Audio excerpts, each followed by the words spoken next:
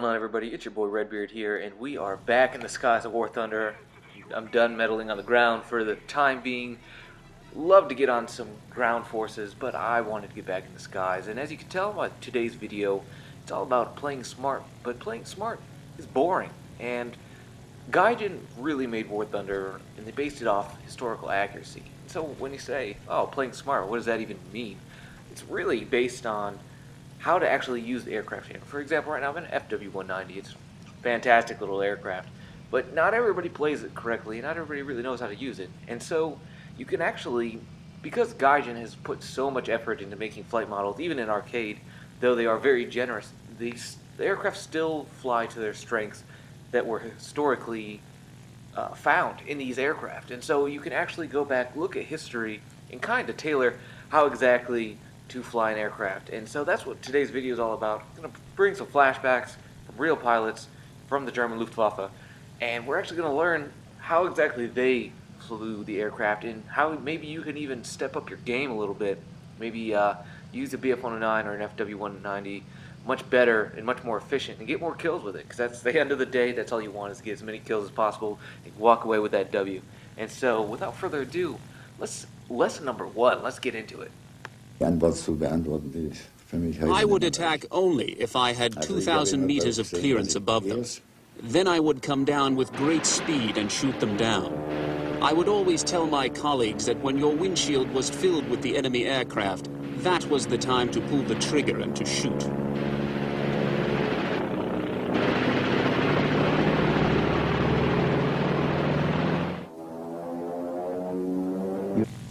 That, ladies and gentlemen, was Erich Hartmann, the #1 German ace in the German Luftwaffe during World War II, and he has a ridiculous amount of kills.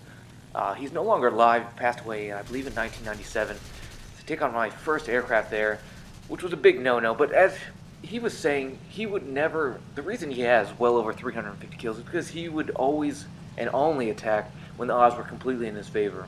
And the first odd that you always want to put directly in your favor is an altitude advantage. Why? Because altitude, even in a dive, it's all about potential and kinetic energy.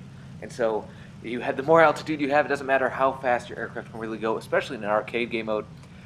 The more altitude you have, the more speed you can pick up. And so even though, for example, a Spitfire cannot outrun a Bf-109, you have a better chance of at least being able to outmaneuver them or potentially even run away the more altitude you have opposed to your enemy. And so I take out a bomber here. You know, it's ground strike, guys. You can only show so much historical stuff when you constantly have to go after bombers. But this aircraft in the FW-190 is just a fantastic aircraft. And as we see, fortunately, I am going to die in this aircraft. And you'll see two different styles. The first one, I use a lot of boom and zoom. But as you see, with this aircraft, it's unbelievably quick. But more importantly, it's very flexible. It's not very jittery when you're in a high-speed dive. It's very maneuverable. Even though it doesn't have a great turn time, the way you fly this aircraft is you keep your speed up and you make controlled descents, dives, and turns, trying to maintain as much energy as possible. And that's how you get kills. And lesson number two, this is exactly explaining what I just said. In their final analysis, the test team reported that in spite of its unreliable engine, the FW-190 was far less vulnerable in combat and had several significant advantages over the Bf-109F. The Focke-Wulf had a very strong engine and in itself was very robust and well built. It coped very well with being shot at, probably more so than the Me-109. The Focke-Wulf had an air-cooled engine, and the Me-109 had a liquid-cooled engine, which meant that if, for instance, some shrapnel damaged the cooling system, the Me-109 couldn't continue, whereas the Focke-Wulf, with its air-cooled system, could. The Focke-Wulf was faster at lower levels, for instance, up to 6,000 meters, but above that the Me-109 was superior. Most of the airfights usually happened below 6,000 meters, which meant that the Focke-Wulf had the advantage. It was much more robust than the Me-109, but some of the shortcomings were, for instance, that when dive bombing, because of the air-cooled system, depending on the speed, it would open up and therefore affect the stability of the aeroplane in the air. Sometimes the aircraft would tilt to one side and you could find yourself in a helpless situation. You had no control over it, and it would be very difficult to right again. Well, that was a lot to take in, guys, but the gist of that right there showing is the Focke-Wulf 190 is a great bully aircraft staying up at a high altitude because no real combat ever happens below 6,000 meters, even in realistic battles in War Thunder. It very rarely happens. So this Focke-Wulf 190 is fantastic for staying between 4,000 and 5,000 meters and just being a complete bully. Why? No, it can't outturn, but it's extremely fast, and it just can out-bully practically anything up here. And the main competitor actually in the German line is the Bf-109, and though the Bf-109 is technically a better dive, boom and zoom aircraft, the Focke-Wulf 190 at high speeds just is a smoother aircraft. It doesn't jitter. It has a more, I would say, favorable turn when you're at high speeds. It's just a great aircraft to stay between 4,000 or 5,000 meters, keep your speed up, and just be a complete bully. And that's what I'm doing right here, going after some bombers. And unfortunately, playing smart can get boring, and that's what I do right here. I just say, as much as I love, and if you've been a subscriber for a while, you know that I cannot stand ground strike and having to stay up high. And so what do I tend to do? I tend to dive down and look for some enemy fighters to find and kill, because I get bored of killing bombers. Even though it's fun, it can get boring after a while, and that's what I do. I make a mistake right here. I actually just zoom on down to the nearest Bf-109 to see right here, going after an F6F, and then I was like, no, Bf-109, I don't know if he sees me coming. And actually, no, I do stay on the F6F. Forget about this.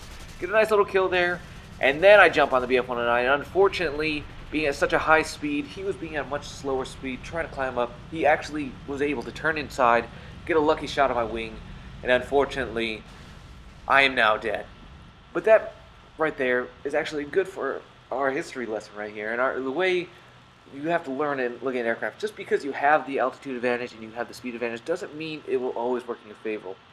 And if you ever have somebody diving on you, always turn into them, because they 9 times out of 10 will overshoot you, or you will underturn them and have a chance like that guy did right there to get a nice lucky shot and maybe get a pilot kill or rip off a wing, which unfortunately happened to me. And so we jump in to the Bf-109, and this is the G series, the G2, my Doritos inspired, which I no longer actually have. I took away the Doritos camo.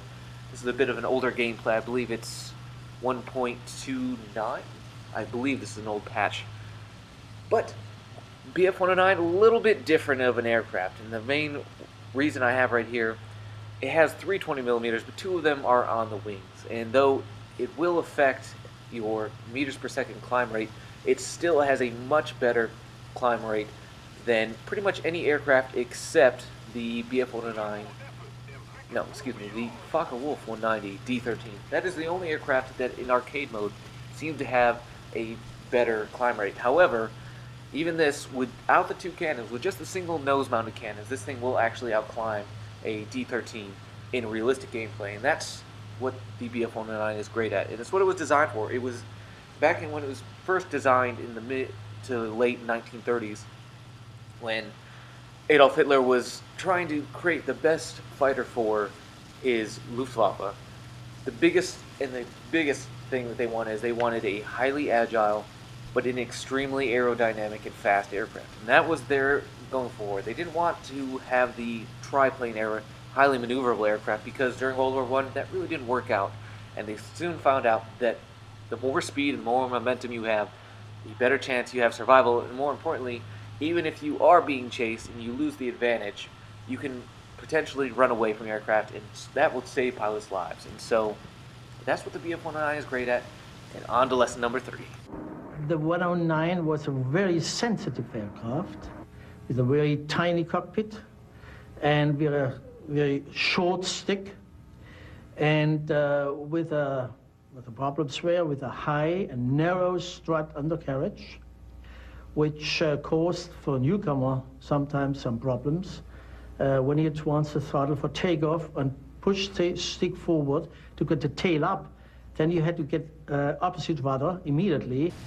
Now, learning from that, the Bf-109 is exactly what was just described, a very, very sensitive aircraft. It is not very maneuverable. It doesn't feel very maneuverable, especially at high rate speeds, and you're trying to pull a high G turn. It is actually very, as you can see right here, I struggle just to stay, even in arcade mode, on the tail of a enemy bomber, and that's the reason, because it is extremely fast, and that's really the great trait about the Bf-109, is it is extremely fast, which is great, but you always run the chance of, A, not being able to stay on the tail of your target, but not only that, if they like to reduce speed and do a high turn, you can potentially overshoot, and then they are suddenly on your tail, which is a big issue.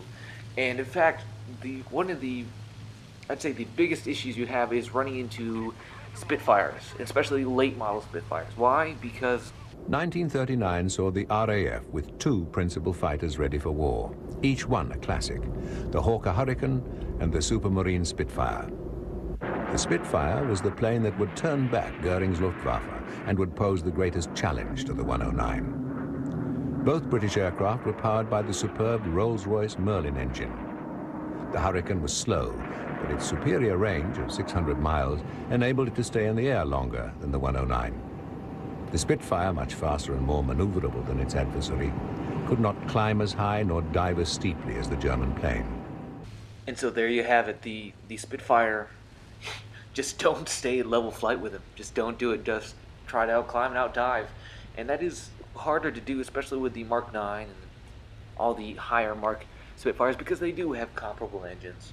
And that was actually the historical fact, was eventually the Spitfire Mark 9 was actually going up against the D-13, and that was Britain's really beginning predecessor to start taking over as far as speed advantages from the Luftwaffe. So late war, the Bf-109 and Focke-Wulf 190s eventually just couldn't even use their speed advantages anymore, and that's why, as I can't even hit a fellow aircraft. Oh my goodness, yeah, just don't watch this, guys. The aim is horrible. But again, you know, I was playing smart, and then I decided not to. I'm low, right behind, just missing shot after shot, and fortunately I just have so many aircraft on me. My engine's about to go out. Oh yeah, bad idea. But it's playing smart and playing to the historical accuracies of your aircraft is great. You will do well. I've had plenty of games where I've never died in a match.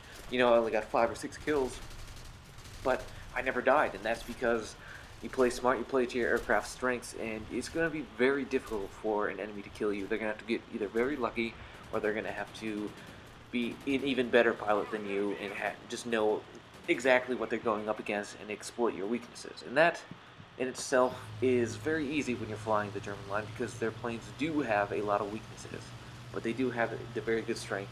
And if you are used to playing the Americans, then you know boom and zoom is the way to go. And the Bf-109, there really is no...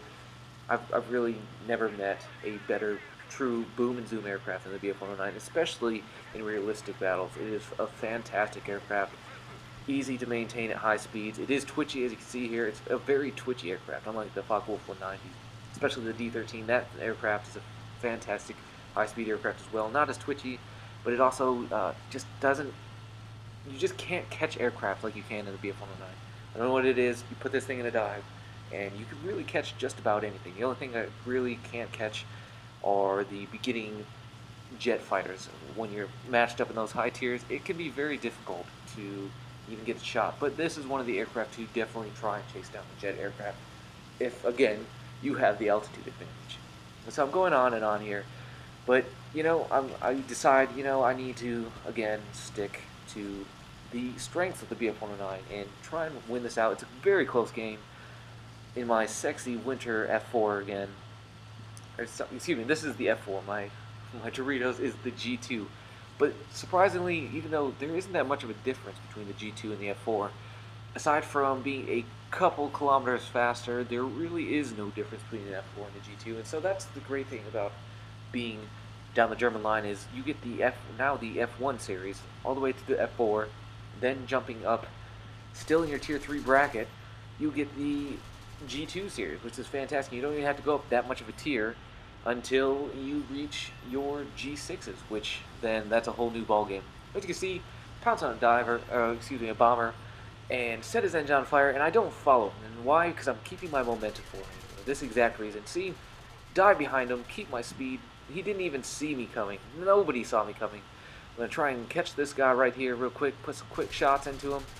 Look at that, get a nice sexy pilot snipe, 3 kills in less than 30 seconds, and that is the one great strength of the BF1 guys. I go in for another kill right here, and let's see if I get him. Do I get him? Yeah, of course I get him. 4 kills, roughly 40 seconds, and I should have just left. Honestly, 4 kills, I've lost practically all my speed, but the match is coming to a close, and I just want to just get as many kills as possible, and so, yeah. Going to head-ons, that's never smart at all. But I definitely did the smart thing right there. I did not go head-on with a heavy fighter. You just never do that, guys. Just bow fighters, BF-110s, they have a lot of firepower, singled in the nose. If you stay steady straight at them, there's just very little chance you will ever win. So I dodged them, the head-on, and I killed around on the tail. Unfortunately, being in the enemy spawn, 5 or 6 aircraft pounced on me, and that's all she wrote. I'm on fire, just trying to get my nose, maybe if I could get another lucky kill. Unfortunately, it just doesn't happen. So I go 9-3, match is about to close, we get the win. Thank you for watching, guys. I hope you like this, because I love historical accuracy, and I love essentially teaching it and bringing historical content in all my videos. So I hope you liked this 9-3, match is coming to a close, get the W.